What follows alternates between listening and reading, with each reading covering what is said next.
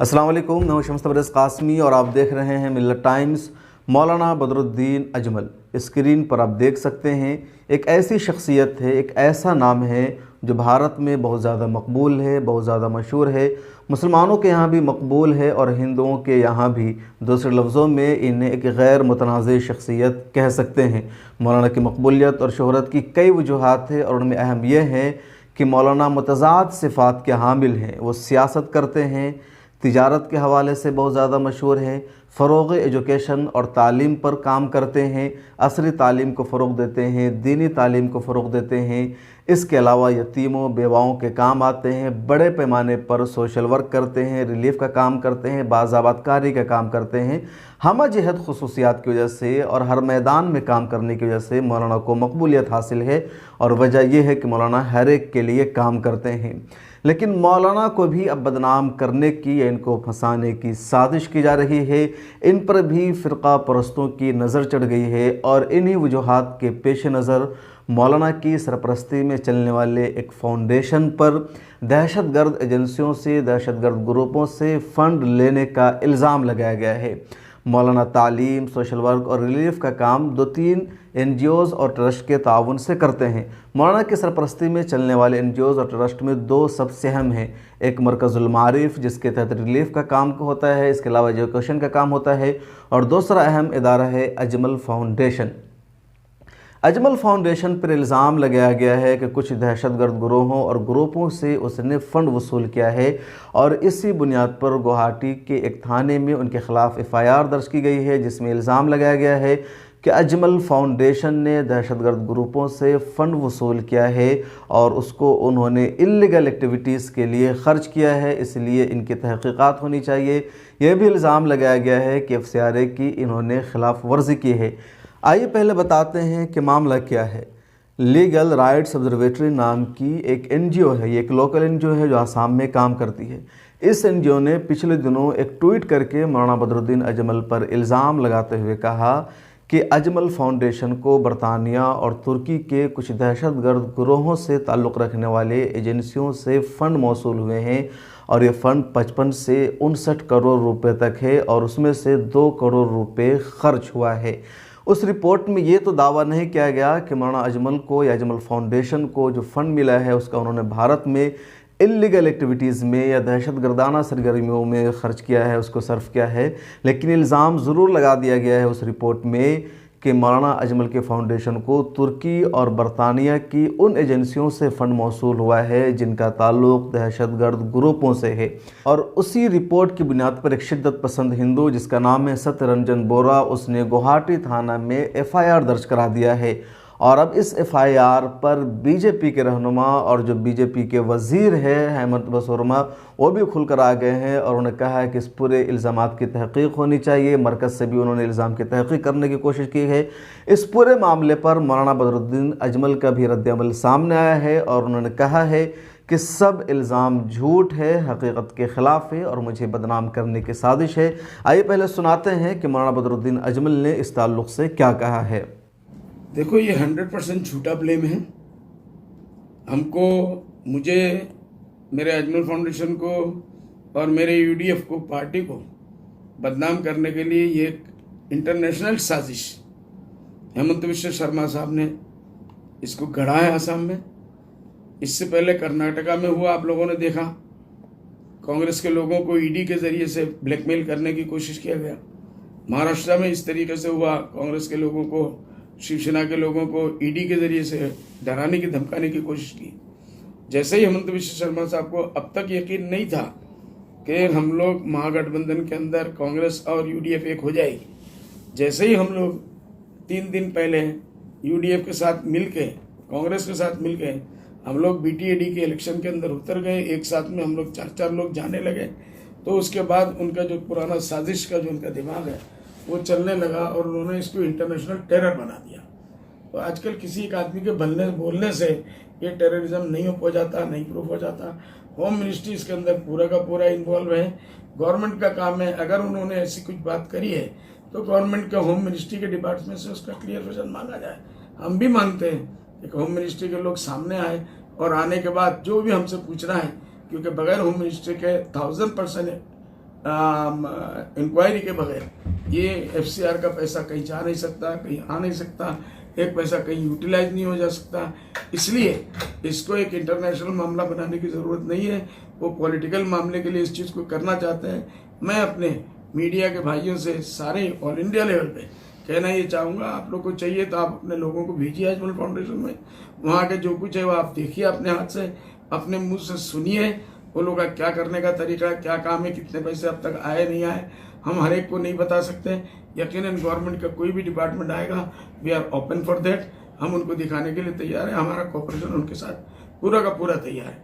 लेकिन ये जो इस वक्त हुआ है ये सिर्फ इसलिए कि मैं डर के घर में बैठ जाऊं और कांग्रेस के साथ अलायंस न करूं, क्योंकि कांग्रेस और UDF एक होने के बाद आसाम के बीजेपी गवर्नमेंट को खतरा है कि उनकी गवर्नमेंट खत्म हो जाएगी। इसलिए वो इतना बड़ा बखेड़ा खड़ा कर रहे हैं। लेकिन आजकल मीडिया का ज़माना है, हर मामले में आके हेमंत विश्व शर्मा का चैनल ही बोलता है, हर मामले में आके हेमंत विश्व शर्मा का चैनल आगे बढ़ बढ़ के डिबेट कराता है, कोई और दूसरा चैनल कराता नहीं है। इसका क्या मतलब है? तो उनका पर्सनल ग्राज है जो मेरे से निकालना, वो बदला लेना चाहते हैं। तो इसीलिए अभी उन्होंने आज रिपुन बोरा साहब जो आसाम के प्रेसिडेंट है कांग्रेस के, उनको भी धमकी दे दिया कि उनको मैं मशवरा दूंगा कि वो इस मामले में अलग रहे, नहीं तो अजमल के मामले में वो भी इन्वॉल्व हो जाएंगे। इसका मतलब इन्वॉल्व कराने वाले वही है, सबसे पहले न्यूज़ में देने वाले भी वही है, बोलने वाले भी वही है, फॉलोअप करने वाले भी वही है। तो इसलिए ये मामला ऐसा नहीं है हम उनके खिलाफ भी कोर्ट में जाएंगे। आज कोर्ट है, न्यायालय के ऊपर हमको 100% भरोसा है। सत्यरंजन बड़ा के खिलाफ भी कोर्ट में जाएंगे, उसके बाद हो जाए कि शीला दत्त के खिलाफ भी जाएंगे। और जिस ऑर्गेनाइजेशन ने ये सबसे पहले अपने यहाँ से वो किया, पब्लिश किया, वो ऑर्गेनाइजेशन 100% RSS का है, BJP का है, RSS का है। और इसकी वजह से हम उसको भी चैलेंज करेंगे कोर्ट में कि वो कोर्ट में आए, हम प्रूव करें, और जो कुछ भी करना है इस मामले में कानूनी लड़ाई हम पूरे का पूरा लड़ेंगे। तो आपने सुना मौलाना बदरुद्दीन अजमल को, उन्होंने साफ तौर पर इस तरह के इल्जामात को मुस्तरद कर दिया है, इनकार किया है। दूसरी तरफ पसे पर्दा होने वाली साजिश का भी इंकशाफ कर दिया है कि बीजेपी और RSS जानबूझकर साजिश कर रही है और वो इन सब के खिलाफ अदलिया में जाएंगे, उन सब के खिलाफ केस भी करेंगे। दरअसल आसाम की सियासत में हो यह रहा है कि कांग्रेस जो मौलाना बदरुद्दीन अजमल को बीजेपी की बी टीम कह रही थी, मौलाना बदरुद्दीन अजमल की party all India United democratic front पर इल्जाम लगा रही थी कि बीजेपी की बी टीम है। अब वही कांग्रेस मौलाना बदरुद्दीन अजमल के साथ अलायंस करके 2021 का विधानसभा चुनाव लड़ने जा रही है। और आसाम में अगर मौलाना बदरुद्दीन अजमल की पार्टी और कांग्रेस दोनों मिल जाती है तो बीजेपी की हार यकीनी है और सरकार बनेगी कांग्रेस UDF अलायंस की। 2016 में कांग्रेस और UDF में अलायंस न होने की वजह से वोटों का बंटवारा हुआ था और बीजेपी की सरकार बन गई थी।